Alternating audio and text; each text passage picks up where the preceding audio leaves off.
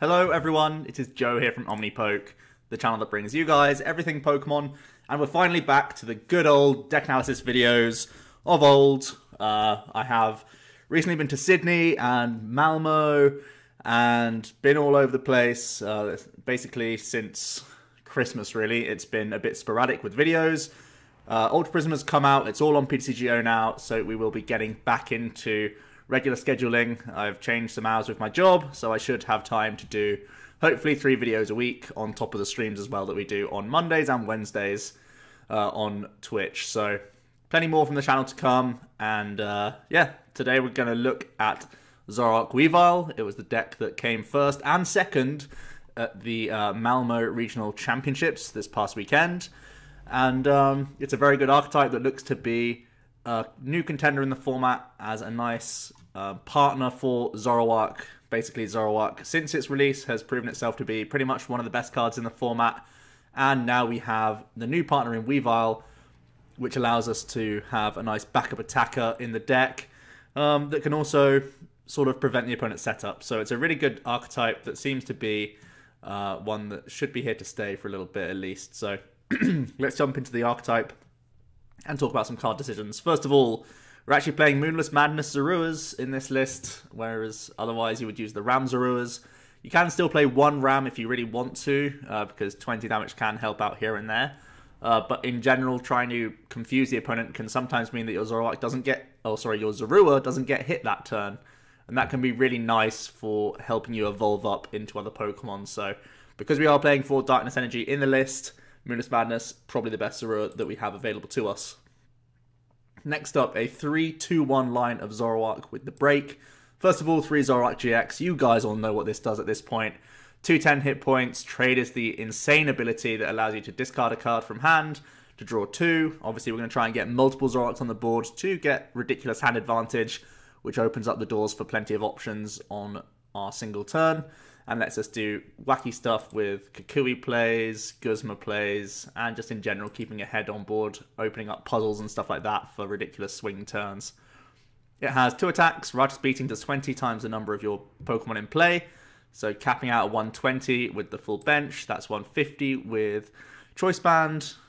We can go to 160 with Devoured Field, and Kukui can take us to 180 in this deck. So without the Stadium, you can KO a Lele, and with Stadium, you can KO a bunch of 2-prize GX and EX basics. So this list is much more aggressive than things like Zoropod and Zoro Lycanroc, with the amount of extension we can get on our damage output thanks to the inclusion of the supporter, the tools, as well as the Stadium as well. So Righteous Beating isn't a clear-cut 2-hit KO attack in this list, as it would be in something like Zoropod, so bear that in mind. Again, we are playing Dark Energy in the list, so Trickster GX does become an attacking option for us, which is one we should definitely keep in mind, because this can be a great way to steal some huge attacks for just 2 Darkness Energy. We get to choose one of your opponent's Pokemon's attacks and use it as this attack. So against the likes of the new Metal decks, the Dustmane Necrozma, as well as the Dialga GX can be stolen for just 2 Dark Energy, and that's absolutely nutty. Also good against things like Vikabulu, also against Buzzwoles. You can actually Trickster and copy the Knuckle Impact, and with the Choice Band, that's getting 1-hit KOs as well. So Trickster, great for so many reasons. It's a really nice GX attack option that we have here, and it really does cash in on the fact that a lot of people are trying to beat Zoroark by going for the 1-hit KO approach, and we can do it straight back to them, which is really nice. Then we are going to play 2 of the stand-in Zoroarks from Breakthrough, and this is allowing us to have a bit of flexibility and movement, which is nice when we're trying to make Guzma plays happen. If you don't have Energy and Guzma in the same turn, you can simply stand in to move your current active to the bench, and then Guzma it back into the active, so you only need 1 card instead of a 2-card combo, which can also help out in the late game. But it also has the incredible attack Mind Jack, which does 10 base and 30 damage for each of your opponent's bench. So this Zoroark is based on your bench or your Pokemon in play, and this Zoroark is based on your opponent's field. So it can limit your opponent with the options they want to do, or if they want to have the full setup as they usually do, you can punish them by getting, again, 1-hit KOs available, 160 with their full bench, and again 190 with Choice Band, 200 with Devoured Field, which is actually quite important against things like Glaceons, And Espeons, which are sort of coming back into the format a little bit, and Kukui as well can push us into 210, 220 range against other Zoroarks once again. So Mindjack does become a huge threat and can force the opponent to not quite have an optimal setup, which is nice. One Zoroark BREAK, turn your heads now, because PTCGO still haven't fixed Break evolutions, don't know if they ever will. But it has the attack for 1 Dark Energy, choose one of your opponent's active Pokemon's attacks and use it as its attack. So similar to the Trickster GX, but we can choose any Pokemon via Zoroark. But with the BREAK, it's just the opponent's active. So we can do the same thing. We can still hit Booloos, still hit the Dustmanes and the Buzzwoles, all for 1-hit KOs for just 1 Dark. But they have to be active, so do bear that in mind. It's, again, a great way for us to really cheaply and effectively deal with these big threats that are currently in the formats. So really, really nice one-of. I know Adam did play 2 copies. Nico played 0 copies, so I've gone down the middle and played 1. Those are the 2 finalists, by the way, of Malmo. And I think it's definitely warranted as a 1 slot, just because of the amount of metal popping up right now. So I think it's definitely a good card. Also a great defense against Buzzwole alongside the Mew, so bear that in mind. Then we're playing a 2-1 line of Weavile. This Sneasle has the Sneaky Smash attack that can discard energy from your opponent's Pokemon if you go second, which is actually quite relevant sometimes. It essentially means that, like, in a way, you're going first. Obviously, they still get to evolve up before you do, but you can get them back a turn in attachments. And if it's a deck that can't accelerate energy, that can be a big deal. So bear this in mind. It's a good attack. 70 HP as well is decent on a basic. And then 1 copy of Weavile. Again, Adam played a thicker count of 2. Nico just played the 1. I've gone for this approach alongside adding in a rescue stretcher instead of just playing 2 physical Weaviles. But the card's really good. If you go back and look at our set review, we rated this 1 star. This is the big blunder of our set review, it seems, because Evil Abdomission, I want to say, does 50 times the amount of Pokemon that your opponent has on their board with abilities. And abilities are rife right now. There's Lele's everywhere, just so you can Lele Brigette. Zoroark's everywhere. The Metal deck, Gardevoir, Volcanion, Vikabulu to an extent as well. Everything's playing abilities right now. So if the opponent wants to not put down their Pokemon, they're not getting fully set up, which in its own right helps you out. Or if they do want to get their ideal setup going, you're going to punish them by sometimes even taking 1-hit KOs with this single Dark Energy attack, which is really insane. Very, very powerful. Again, we have the damage increases of Choice Band, so 180 if they have 3 Pokemon with abilities in play, 190 with the Stadium as well, which again is relevant for a bunch of these GX Pokemon. And that can go even higher once again with Kukui, and if they have 4 ability Pokemon in play, you're basically always getting 1-hit KOs, so just a really, really powerful one-of that you're going to play in the deck that can just threaten so much. Very, very good card for this deck. We're playing 1 copy of Tapu Koko. Flying Flip can still help out maths and pressurize things. How often have I said that Kukui can push you over? Well, if you get an early Flying Flip, you can do the same thing. And this is an ideal lead, which is really good for you as well, so that you can protect your Zoruas and Sneasles and pivot into something nice whenever you're going to go for Guzma plays. Just like what I was saying with the stand-in Zoroark, you can have the Tapu Koko as well to do the same thing. So there you go. 1 copy of Mew EX with that versatile ability allowing you to use the attacks of any Pokemon in play, as long as you have the requisite energy to attack, means that we can have weakness on Buzzwole GX, which is a big deal. The whole deck is weak to fighting, even the Tapu Koko. So having Mew to strike back on this Buzzwole, copying things like Mindjack and Ritus Beating for 1-hit KOs is going to be huge. You can even copy Weavile's attack as well to take 1-shots and really force the opponent to deal with Mew. Even though it's oftentimes a 2-for-2 on prize exchange, the opponent's having to commit a bunch of energy with a Buzzwole just to respond on this Mew. And if they do that, hopefully it's bought us time to evolve into the Mindjack Zoroark for maybe a response KO, or even so that we can evolve up once again into the break, and again, then deal with the Buzzwole that way. So I think with 1 Rescue Stretcher and the Mew, we are kind of okay against Buzzwole. Definitely better against Buzzrock than we are against Buzzgarb, because Garbodor, of course, shuts off the Mew, so we have to find a combination of Field Blower alongside everything else. And it's always harder to find those things when you can't have trade because of Garbodor in the first place. So Mew is a pretty nice answer to Buzzwole, but there are a few Buzzwole players moving over to Garbodor, so that's something we need to keep an eye on for future. That could be an issue. 3 Tapu Lele GX for Wonder Tag to grab our supporters. Namely, we want to get Brigette very, very early, and then we want to get the specifics later on in the game. Even things like Mallow can make these big combos happen with damage, which is really nice. Energy Drive is an option, seeing as we are playing DCE, so bear that in mind as well.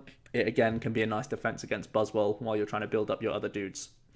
For items, we are playing 1 Rescue Stretcher. I said that I've trimmed down the Break and the Weavile counts from Adam's list, trying to make up for that fact with Rescue Stretcher. I think it's just a more versatile card than playing, you know, essentially a second stage 2 Pokemon in your deck that you can't even rare candy up to.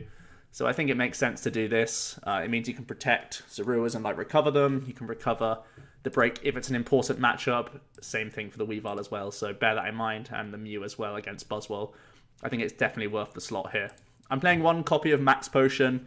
Adam played Acerola. I think Adam and Nico both played Acerola actually.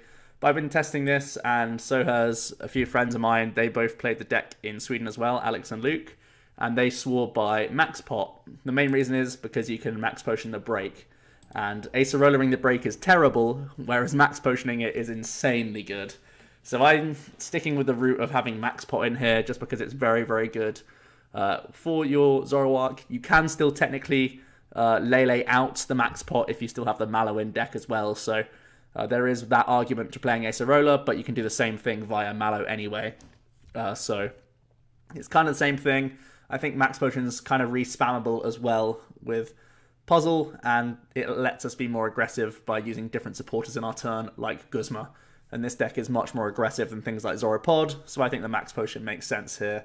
I really like it as a one-of, definitely a powerful card. I wouldn't play this deck without either Max Pot or Acerola. You could make a judgment call on what you prefer. 2 copies of Field Blower. Parallel's a big deal for this deck. You hate it whenever you see it. And also Garbodor, you hate when you see that guy as well, so having a defense against those is good. 3 copies of Evo Soda. This is one of the cuts I made from the second Weavile, just went for a 3rd Evo Soda, because basically you want to get trading turn 2, and having 6 outs into your Zoroark GX turn 2 is really nice. With the 3 count as well as the 3 Evo Soda, you can get plenty down on the board. Evo Soda still value on things like your stand-in to get your breakout, and Sneasle to get Weavile out, so really, really valuable card. I like playing 3. Just get on the board early, get drawing cards, and from there you can win the game. Very simple. That's always what the Zoroark players are trying to do. 4 copies of Puzzle. We see this in all the Zoroark decks, just because your hand size can get there to the point where you actually have 2 puzzles at the same time, and it lets you respam certain cards. We have plenty of important one-offs in here, like the Max Potion, like recycling Field Blower in certain matchups. The Stadium as well can help out. Kukui is another one. So there's a few things that we can try and recycle with Puzzle, let alone things like DCE and Guzma, which are oftentimes targets in general. So really good cards, just allows you to skimp out on different counts because we can recycle them when we need to in the matchup. 4 copies of Ultra Ball, very simple stuff, gets us Lele Brigette and gets us into Zoroark pieces, which then gets everything else going. 1 copy of Devoured Field is our stadium of choice. I've said a number of times how this can fix maths. Mind Jack can go to 170 with a full board on the opponent. That's dealing with Tapu Lele. And there's just a bunch of maths that you fix in here, as well as being, you know, an extra way to deal with things like parallel cities, which is, again, very, very useful. So Devoured Field, definitely a good one-of. Sometimes you will recycle it with Puzzle to make maths a little bit neater for you. In terms of one-off supporters, Mallow gets us into some of these clutch things, hoping that we can blow something up in random turns, or just in the early game, if you have 1 trade available, you can Mallow and then just get more Zoroarks on your board, and that's always a good thing. 1 copy of Kukui, again, trying to blow things up is kind of what this deck's trying to do, much more so than the Zoropod list, and Kukui can sometimes help you get there. From there, we are playing 3 copies of Brigette to get our basics down, which is basically what we're always trying to do. And then we're playing a 3-3 split of the draw supporters. Cynthia, a great new supporter from Ultra Prism, probably the most impactful card that we're going to see from this set, just because every deck is playing bunches of these now. Sycamore counts are reducing, definitely in Zoroark variants. There's no real reason to play Sycamore in my eyes, because you get enough discarding via trade during the game, so you can always get rid of your jank. So in general, Cynthia feels much safer because you're never then discarding things like puzzle pieces, excess energy, and your Pokemon lines as well. Much safer to play Cynthia. I like playing 3 copies. alongside the 3 copies of N. I think you only need 3. This is, again, a more aggressive build than the Zoro pod list that we have been seeing, and in general, I think this, alongside Cynthia, gives us plenty of shuffle draw alongside that trade ability to help us out. Finally, 4 copies of Guzma. I think it's one of the most important cards in the set, in the deck, to be honest. It's one of the most important cards in every deck. Making sure that we can pick off the most important prizes still going to be huge for you, and it's our only real switching card outside of stand-in, so there we go. From there, 3 copies of Choice Band, just for, again, boosting damage, and then 4 copies of Double Colorless, huge for Mind Jack, and for Vitus Beating, and even Energy Drive and Flying Flip, and the 4 Dark Energy allows us to Trickster, allows us to Foul Play, and is what lets Weavile run rapid and rampant on the opponent. That's just a really powerful attack if the opponent doesn't keep it in check, so seems pretty good. Let's talk about a few different additions that you could think about in this deck. If Buzzwole is moving towards a Garbodor heavy variant rather than the Lycanroc build that we've seen lately, perhaps Latios can help you out. Similar to the Stadium and the Kukui that I've been talking about, the 30-30 spread is good in general if you happen to start the Latios. And because we're playing 3 copies of Choice Band, oftentimes Breakthrough will be doing 120 against Buzzwole players in the early game, and that is something that they probably shouldn't be ignoring. So it does a similar role as the Mew EX, but it's a single prize Pokemon. So this could be good if there's a trend toward the Garbodor variant, which came second in Collinsville, so bear that in mind. Potentially the Mew has to be replaced with Latios, but I think it's a pretty decent replacement if you have to. I've noted there's a few important one-offs, like the Break, like the Weavile, like the Max Potion, like the Stadium card and Kukui. And if you're playing lots of Max Potions, Town Map could be an addition for you so that we can access them whenever need be. Even getting things like multiple puzzles in the hand can be very nice. In a similar vein, you could play Gladion as well. I think I'd more likely play Town Map because the deck is so aggressive at taking prizes. But it's up to you if you want to play either of those cards if you're worried about prizing them, rather than going up to a 2 count of like just the Weavile or just the Break. Just play a Town Map instead and give yourself access to either of them if they're going to be prized. I've already mentioned Acerola, she's right in front of you already. This can be played over the Max Potion. It can actually be quite nice in mirror matches because you can pick up Zoroarks, and not only are you taking away the damage physically on yourself, you're taking away a theoretical 50 that could come out if they get a Weavile on the board. So Acerola sometimes can be nice in mirror matches against the Max Potion, do bear that in mind. But in general, I think the Weaviles will be hitting each other, and you're trying to just Guzma the Sneasles whenever possible in a mirror match situation regardless. So the Max Potion actually lets you Guzma and Max Pot in the same turn. Acerola doesn't, so bear that in mind. Sycamore, I've mentioned. I feel like Cynthia's the better card, but you can still play one Professor Sycamore if you want to. Maybe cut the Mallow or cut one of the Cynthias if you really feel like it's necessary. For now, though, I don't feel like it's good. I just prefer Cynthia. She's won me over. Definitely a very, very strong card, and it's great to see her back in the format. So, with that said, let's jump into some games and see what we come up against and see how we can handle it. So, let's go. It's been a while since I've done one of these videos. I've been talking a bunch. Let's see if I'm rusty or not. Starting with Weavile, we have Ultra Ball for the Brigette, so it's looking pretty good here.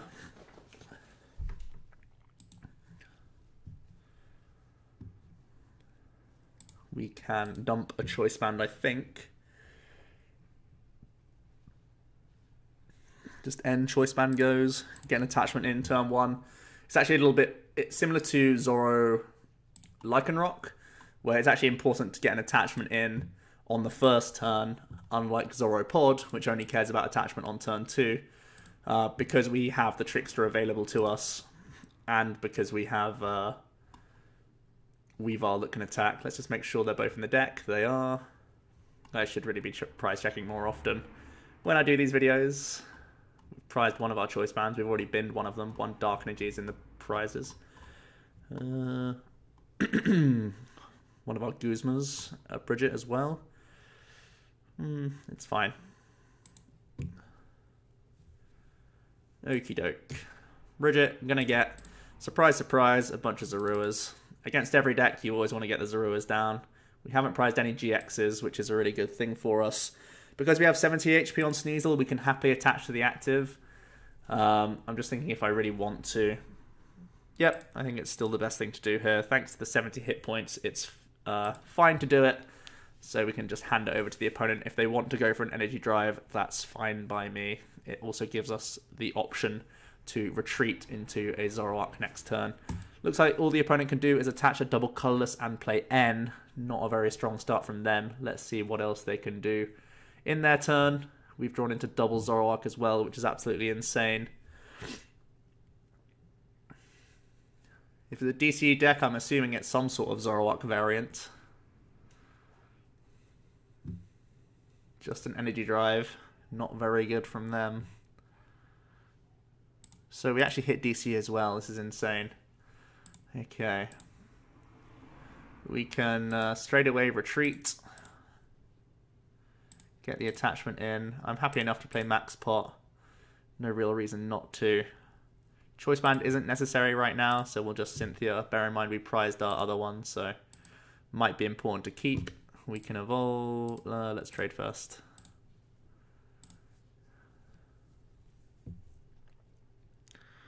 Always better to get the most information possible. I'm going to hold on to Mew just in case it's something that we want to deal with. Could Ultra Ball this turn, get myself a Zoroark Mindjacker on board so I can go for a break the following turn, and I think that's actually reasonable, so let's do that. I don't think I need to go to 120. I think just doing 100 this turn is fine, if it means we can get another Zoroark on the board. So that's what we'll go for. Keep both energy in hand because I might want either of them if I want to go for a Mindjack play or if I want to go for a foul play attack as well with the break. So let's see what the opponent can do. Did they draw Brigette from their N, or are they going to be toast right about now? Pretty nice turn 2 from us. We were able to evolve every single one of our basics.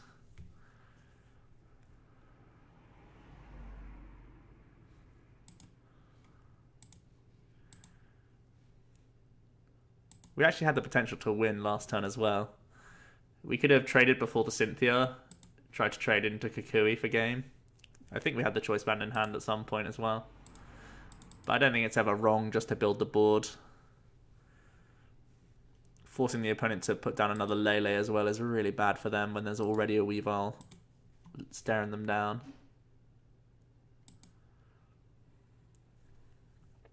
Let's find out if it is a Zoroark variant. It's likely going to be.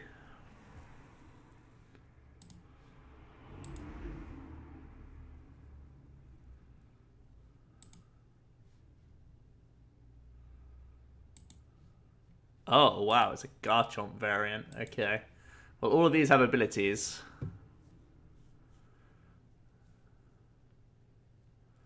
And that's an issue for them.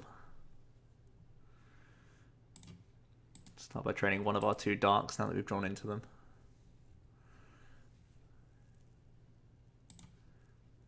We don't need the other one of these. Guzma's exactly what we're after here.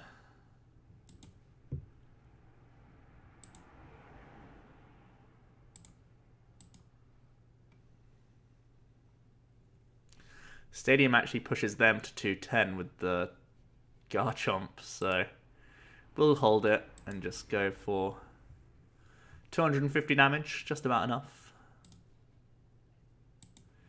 If they want to respond KO, they have to do it with the Lele by reattaching to it.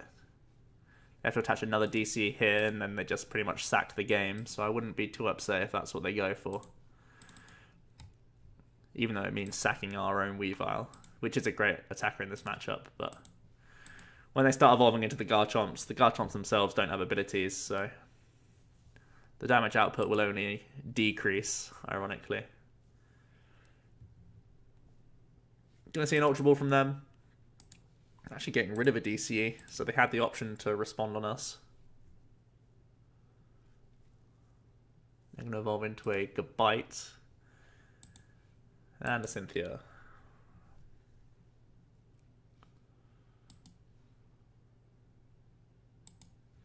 Interesting that they play Sand Tomb instead of Ascension. The Nuka Bite, of course, is Ascension. Can this... maybe if they're playing enough strong energies, it's worthwhile for them. I don't know. It's a valid strong energy target. Whereas the Dragon ones are not. More Ultra Balls. Getting rid of a Garchomp and a Choice Band. Royal Blades.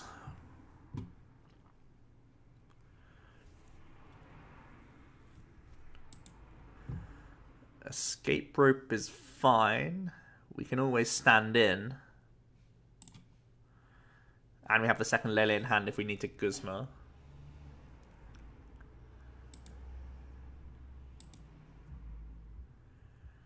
Yeah, much safer for us to do it this way around. This Garchomp actually has free retreat, which is nice for them.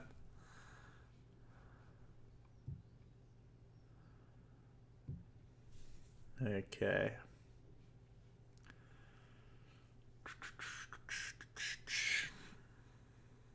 So if we just attack with our own Lele this turn, they can't knock us out. This can do 80, 110. Yeah, that seems good. I don't want to get another Zorua on board. Just for additional end proofing. Let's do another swap. I think we don't really need ends. Well, that hand looks pretty good.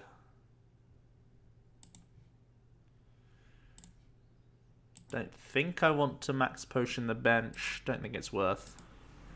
We'll just energy drive. Gets an ability off their board, which is nice for them, I guess, in one sense. But I don't think it's going to be a huge deal at this point. They're just going to insta Cynthia.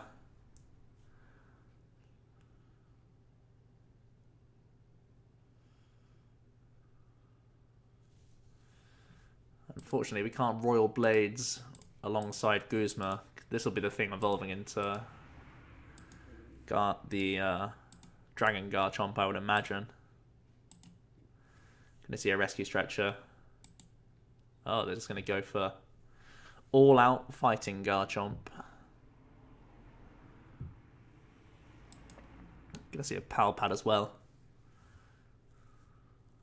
Getting back Cynthia and Guzma. Sounds good to me. It's going to be 80 with the Turbo Assault.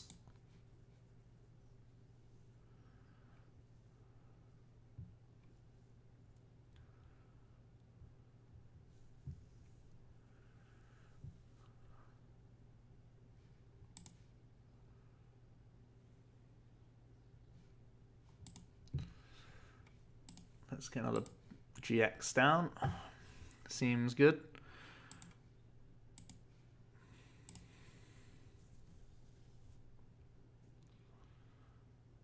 So I think the route to victory involves KOing this Garchomp with the Stadium this turn, or with Kukui, whichever one I prefer. I think I prefer this Kukui.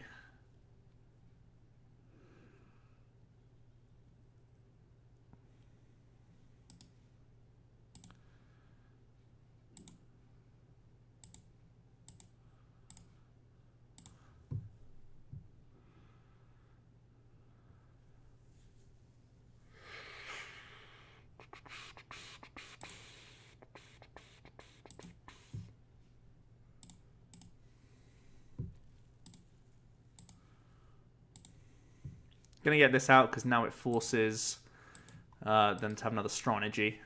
And we don't know how many they play because they're playing a split of Garchomps, remember.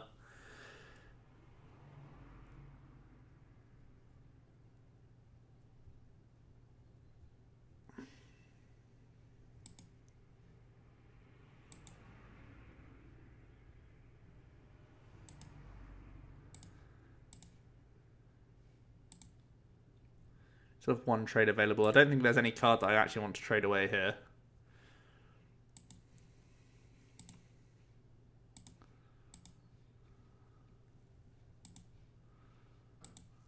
Just drop the beats.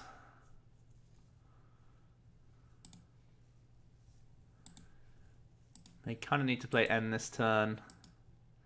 They need to hit Choice Band if they're going to attach and bite off. Strong Energy isn't quite enough. Yep, there you go. Nice win against Garchomp. Take those.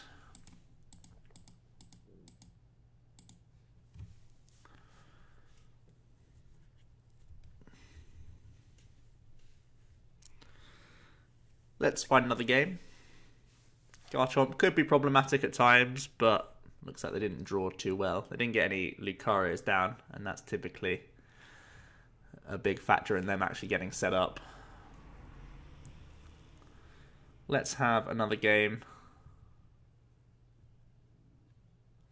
Another Garchomp coin. Could it be more of them? This time the opponent gets to go first. We have the Mew EX start, which isn't great for us. Especially if it's against Garchomp. But it's something that can do Energy Drive turn 1. So, if we were to draw into exactly DCE, we could maybe like KO a Gible or something. Rockruff. Some Garchomp players play a 1-1 Lycanroc line.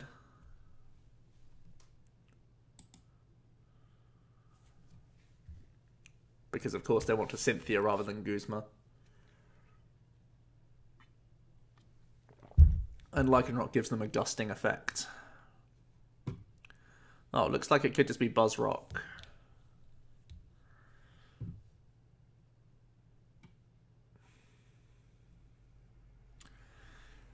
Starting the Mew is a bit of a problemo if I want to go for a Brigette turn. Because then they can GX attack the Mew. And that's sad times. But we need to draw cards if we're going to win this game. And I can only think of one card in our deck that can draw cards. And that's that one. So, we're not going to play around the turn 2 GX attack. We're just going to get lots of stuff on board. I think the alternative was to just go for a Cynthia, hope that we hit DC, and also hope that we hit Zoruas. There's a lot of hoping, and I think it's better for us to just secure stuff. So let's just stick with that story and see if they want to GX attack us on turn 2. We could also have end ourselves into Dark Energy plus Sneasle to remove an energy, which could have been quite funny. But hey. Here comes a Lycanroc. Let's see if they want to deal with something other than the Mew. I imagine they just want to deal with a Mew because they have 2 Buzzwolves on their board. There is going to be the attachment. Going to see a Floatstone as well to the bench, it looks like, and just a Sycamore. So they'll be spending their GX attack very early, but it's on a big threat. And they're going to get some elixirs to boot. That one whiffs, which is huge for us. And they're going to go for Dangerous Rogue. It was even a Strong Energy as well, so absolutely perfect stuff, because now Claw Slash doing 130, he can get a KO. Oh, DC next card. We could have... so close, so close. Okay, never mind, never mind. Focus. Got a game to win here. Gonna try and Enum. It's the same amount for us as the Cynthia, and they're only getting 4. So that seems good. Field Blood the Floatstone so that Guzma isn't an out for them to just deal with one of our Zoroarks that we're trying to put down on board this turn. So we're going to go Zoroark, Zoroark. And we're going to start drawing some cards, because that's always the plan. And there's a cat trying to climb over my keyboard, so let's move that out of the way.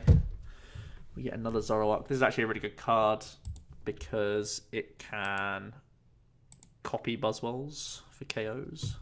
You can even copy Lycanroc's GX attack if they let that get out of hand. So we're going to take away a puzzle instead. I think that was our least valuable card in that hand, especially because we're limited to only 2 trades this game, and they're probably going to get targeted even further. So it's not likely that we'll have many of them sticking around, and we'll hope that they don't have Strong Energy Choice Band this turn, because otherwise it's going to go downhill real fast. They could also get Strong Energy Regirock, I think. 130, 140, 150, 160. Sorry. 150. No, the Regirock's not enough. They do need to hit Choice Band. They are going to get a Remoraid down. They're going to go for Cynthia. Let's hope that they whiff. They haven't played any Choice Bands yet, though.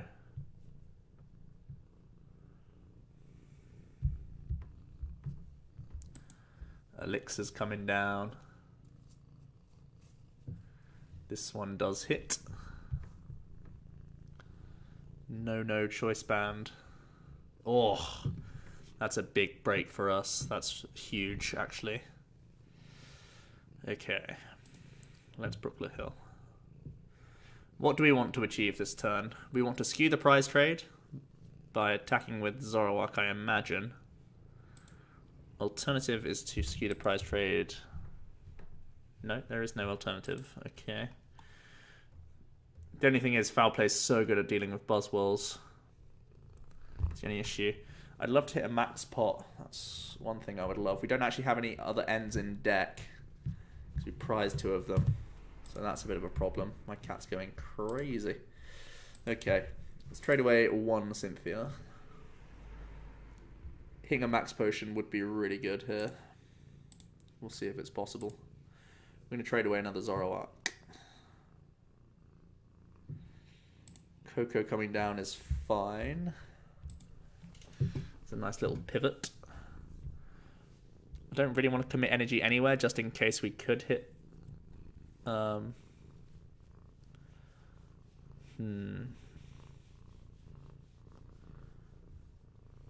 is purring very loudly. Okay, do I want to skew the prize trade? The only thing is, this can still get KO'd with splash damage, so I may as well leave it active, right, if he's just going to go for a Jet Punch anyway. So I could start setting up Trickster GX to copy. I think it's just this.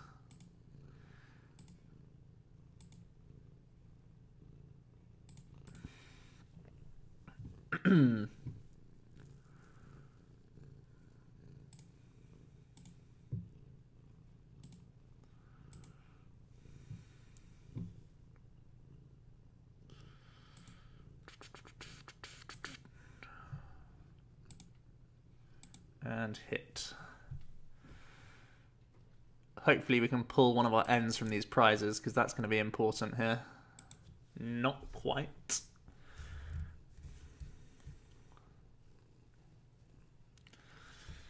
We have to be hopeful that they miss some elixirs at this point.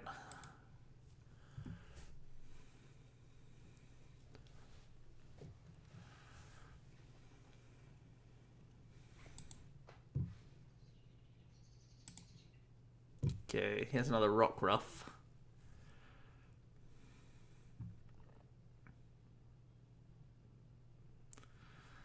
And attachment to the bench. They're going to go for Ultra Ball, probably developing Octillery. That's the smart thing to do here. Yep. Danger. Now ending them out of the game is a lot less likely. But regardless, I mean, our only one is there. So that's not good when we're up against such an aggressive deck. Got to dodge ourselves some elixirs. Oh, whoops. That didn't work out so good. Okay, so we have to Guzma that this turn.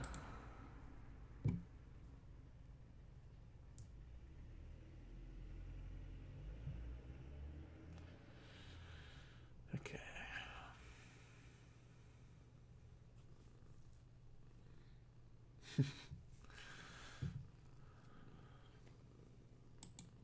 They're going to throw an N our way. Sounds pretty good to me. Hand size is pretty big. Trying to deny that Guzma play, it looks like. And he could still cycle into more elixirs. One more elixir at least. That's an ugly hand. Field Blower gets rid of our Choice Band. Oh no. Uh-oh. Big problem. That's a big old problem right there. Now Guzma's not enough. Now we need to hit puzzles. and then we only have 2 trades and no puzzles in our hand. This is a problem.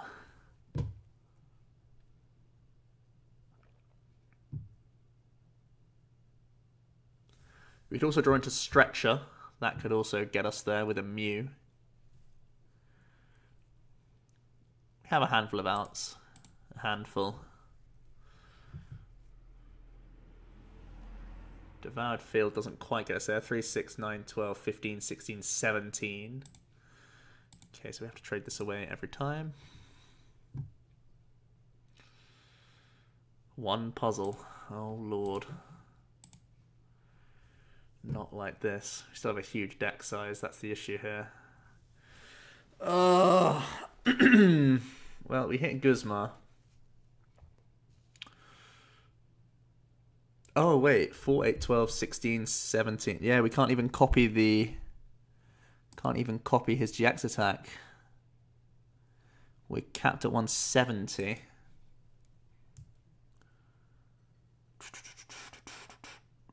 So, is dealing with artillery our best move here? To hope that he can't attach Guzma for game. He's only played 1 Guzma. This all just looks not great, to be honest.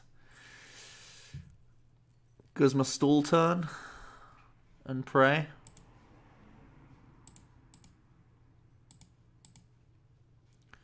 Looks like it's a Guzma stall turn. Not looking very good for us, I'll be honest.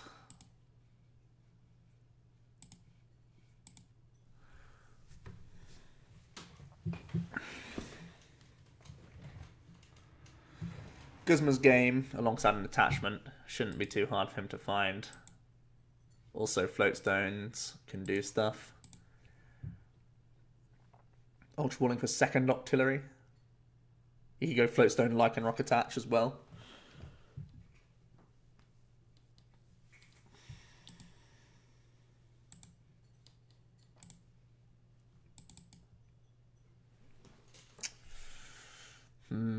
Thinking back to that turn 1 where we could have Cynthia'd and hoped to hit DCE. Maybe it was right. Maybe.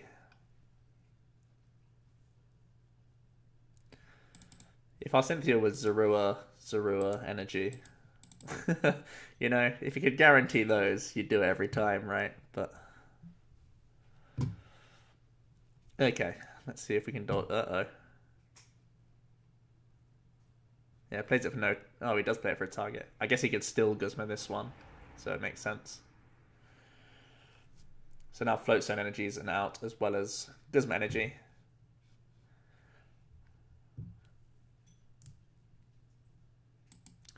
There's a Float Stone. There's the Retrizzle. And there we go. So that turn 1 was pretty awkward. Coming 2nd, he was able to carry the Mew. Our response was a lele hit. Really, the big thing there was that they end themselves to 3 and or to 4 and hit choice band and hit Field Blower for our choice band. That was the big deal. Otherwise, we can respond. We can Guzma that Buzzwole that turn, deal with it, and it would be hard for him to respond on that break, and we could have won the game. So I think it came down to that choice band being Field Blowered off there. So that's a bit of a shame.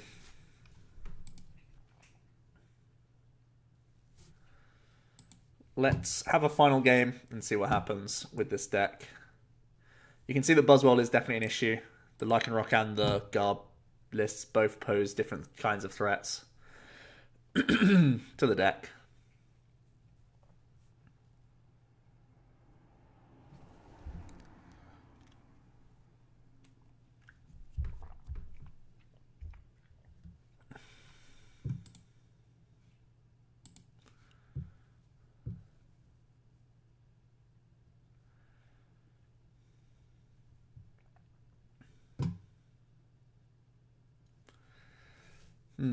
So, let's see what this is going to be in our last game. Hopefully one that we can win.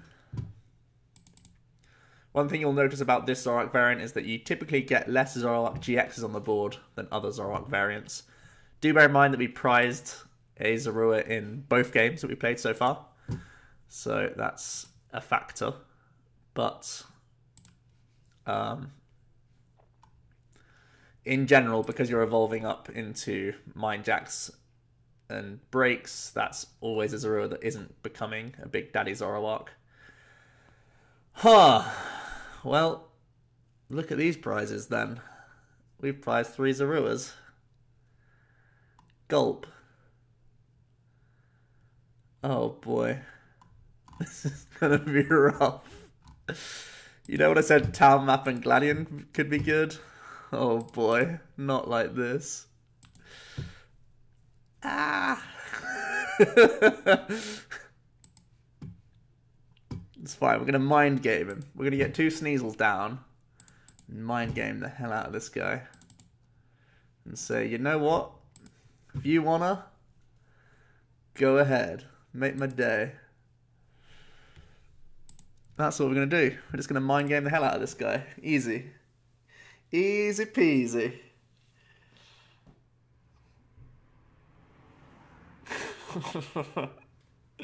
Oh, God. That's disgusting.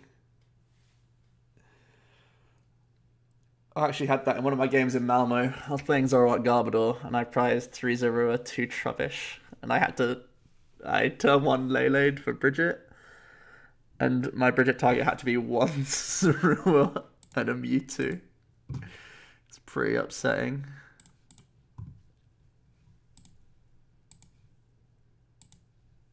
Pop this on here. Go for the old end.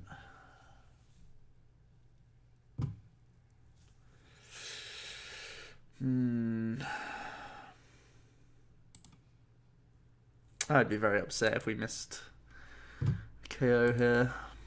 Super upset.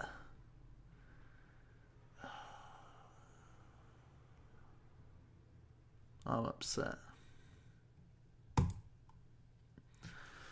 It's fine. We're debating a load of GXs so we can KO him with Weavile. We're debating him right now. He doesn't even know it, but we're doing it. Doesn't even realise he's getting debated.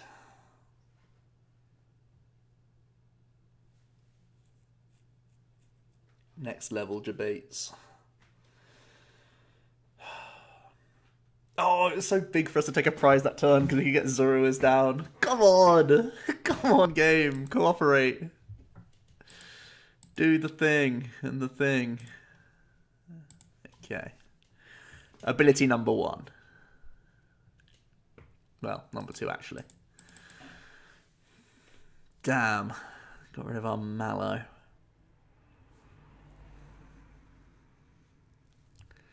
Damn, this hand is terrible now. At least he's not Guzma-ing Weavile. Oh boy, he's going all the way to 200. Can he evolve his Golisopod? He still has all his trades.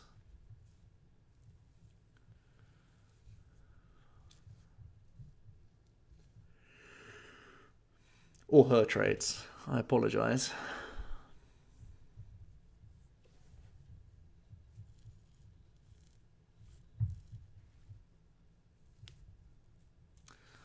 Still playing Zoroarks. Tut tut tut.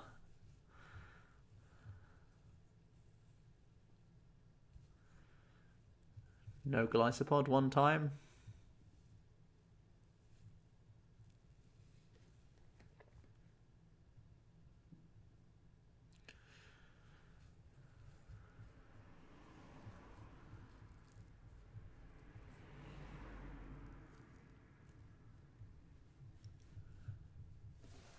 Jazz Hands?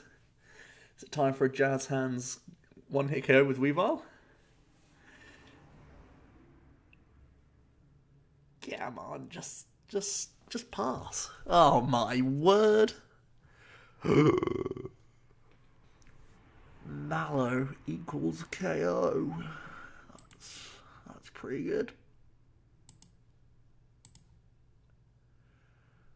One trade is all you need. No. Wait, where am I going? Stadium. Would I rather Guzma or pay retreat? Guzma, right? No, Pay Retreat actually sounds better here because we want to keep Guzmas. So we just do this. So we can puzzle back Weavile next turn. An absolute senpai his face. Yes. 5, 10, 15, 20, 21. I have the energy on board. What am I saying? Take Guzma. I've already mallowed. What a clown I am. Okay. We're likely to take a Zorua, but it's probably too slow anyway. Get out of here.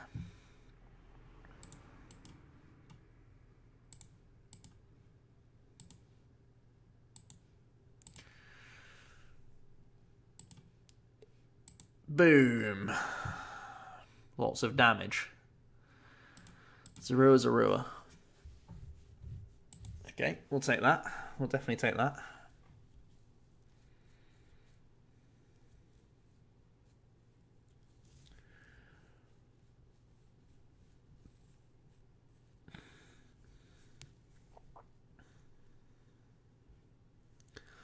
Gonna see the Ultra Nut.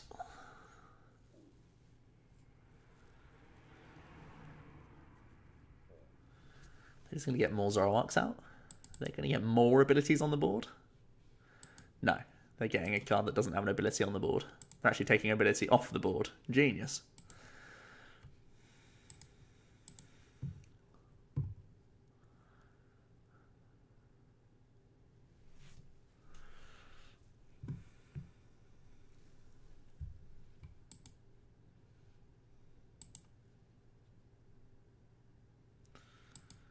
And they're going to play N. I guess this hand was too good to be true. Time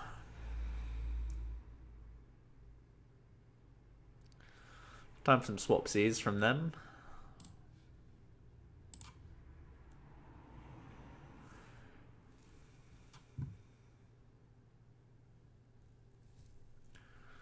Lots of supporters going in the bin. Did they miss energy again? That's just savage. Okay. Puzzle isn't energy. Are they puzzling for Ultra Ball for Zoroark? Just puzzling for Zoroark? Yeah. Looks like they're missing energy here.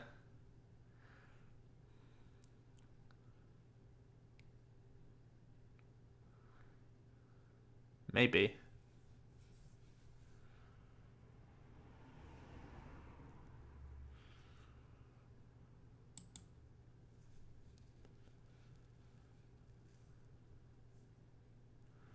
Well, they've let Weavile get to 210 again. They're just desperate to hit the energy, it looks like.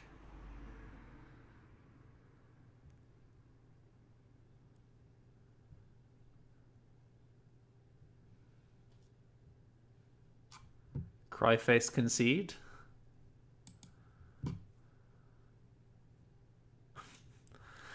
More supporters. Yeah, that's just sad news. Missing energy twice is really bad. Trust me, I know the feeling. Ah, dearie me. So, we were able to beat a couple of decks there. Only losing to the Buzzwell variant that got the turn 2 Lycanroc.